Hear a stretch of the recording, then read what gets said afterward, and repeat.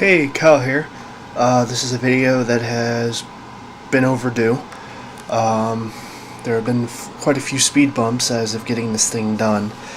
But it's done now. I'm going to flip the camera around and show you. Here it is. This is the completed Imperial Guard Baneblade that I offered to paint up for my friend Daryl.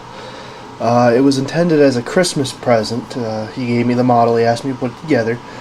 He was going to pay me to do it, but I was like, it's Christmas, and he's given me basically an entire lizardman army.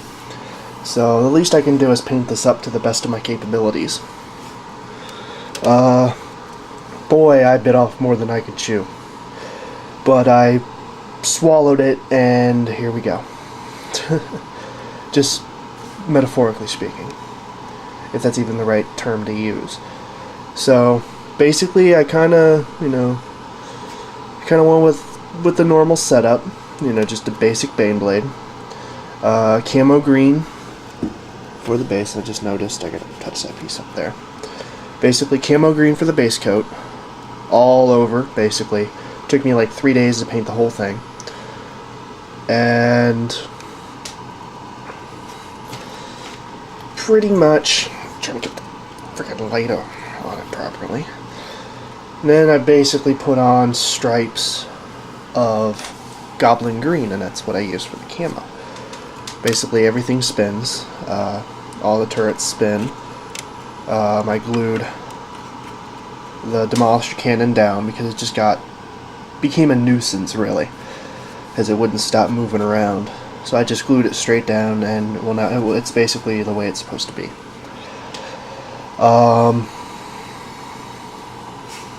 Now, this isn't the best Baneblade ever, but it's tabletop ready, and it looks great the further away you get, but once you get a little closer, it looks good.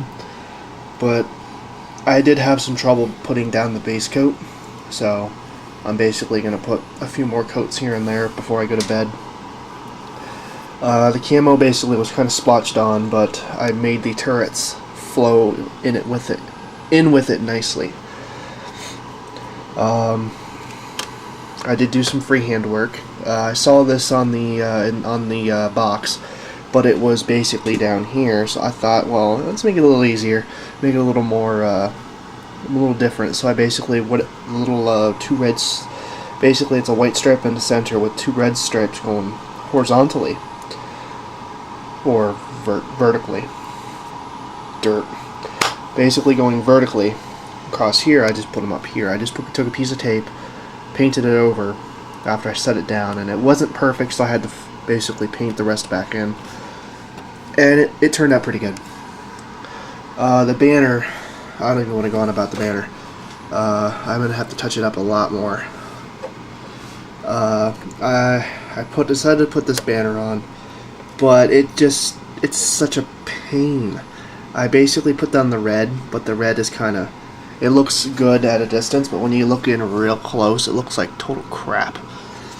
I'm just not good at at those kind of banners, but overall it looks good. I basically painted the Pure Seal. The little tank banner looks really good. And actually, for a second there, when I looked at it, I thought it was a real person for a second. All I really did was put Talon flesh with Catherine brown for the hair, same color as the tank for the uniform. I didn't paint the belt because I didn't want to make a mess, so you won't even notice it. So it looks pretty good. Spin this around here. Basically, it has a lot of bulk on metal, but it's nicely flowed. It's basically nicely put into the model, very evenly placed around. All the little emblems are bulk on metal everywhere, even on the very back of the comm there, and on all the little handles. I didn't put it on the inside of here because I'm giving this thing over to Daryl tomorrow, so I'm gonna have to touch up little things here and there, like there. Put that camo green back over that.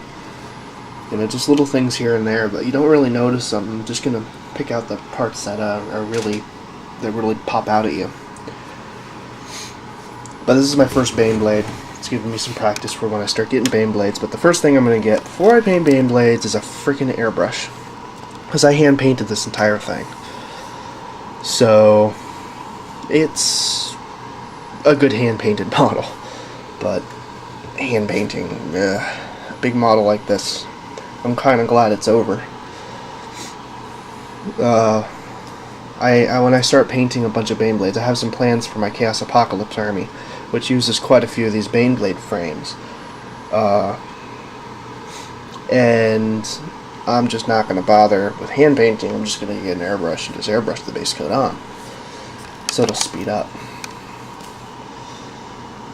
So all I'm going to have to do is try to fix up the banner a little bit so it doesn't look so crappy. It looks fine at a distance. And when you get real close, you can kind of see. I'm putting coats of bronze on the skull, but I'm just tempted to just take the damn thing off and put a normal arm on there. Because the banner just doesn't work for me, painting-wise. But I kind of really wanted to put it on him.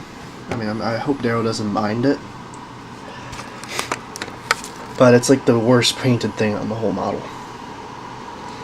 On all the bulk on metal, to tone it down, I put a coat of Devlin mud over it, even on the mechanism on the swivel. Painted that bulk on metal and put a wash in there to darken it. Painted the little lights, the little red lights, and then I just put bleached bone in there as if it's a light that's on. I might put some skull white in the center to highlight it. But this is basically a Baneblade, you know. So I'm proud of myself that I managed to paint it, but it took so freaking long. It just took so long to do for me. This was my first Baneblade, and I didn't know where all the details were.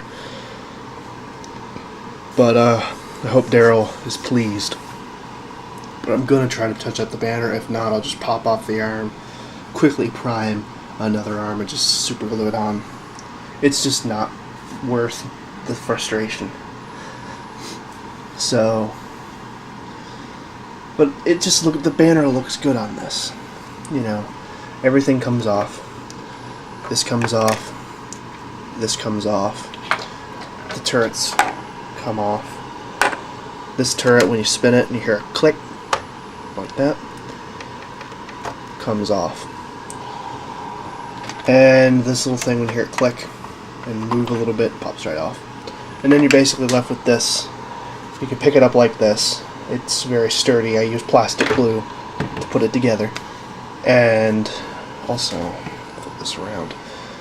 I still have to put the red in there. I completely forgot about the red for the purity seals, but I painted the thing up in here a little bit. Painted that up. I have to put bulk of metal up there. So all just touch-ups. So, yeah. The barrels turned out nice, but I just put Devlin mud over it to hide all the mistakes. Because the barrels just have those raised little lips, and it's a pain when you're painting, because when you paint over it with a brush, it leaves like those little lines under where the brush doesn't hit. So, and I also painted that. That was a pain to paint because you had to get all in between everything. I should have waited to put the ladder on, but well, this is my first Baneblade, so can't really be perfect.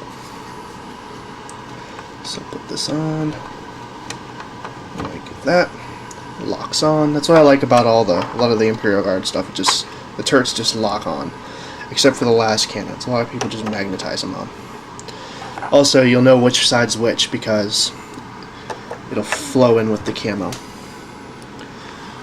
Over here, it's not so much because, you know.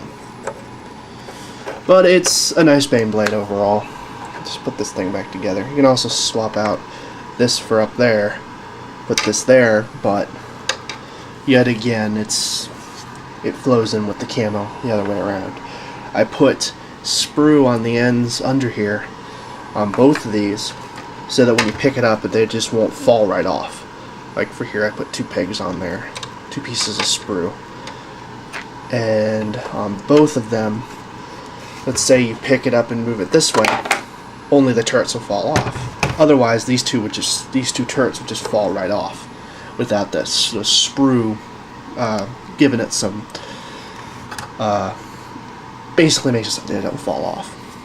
But I just got to do the quick touch-ups. I'm going to try to fix the banner up a little bit because I don't have a detail brush anymore because the bristles all fell out of it. So I was using pieces of sprue that I pointed into a tip and I just scraped it on.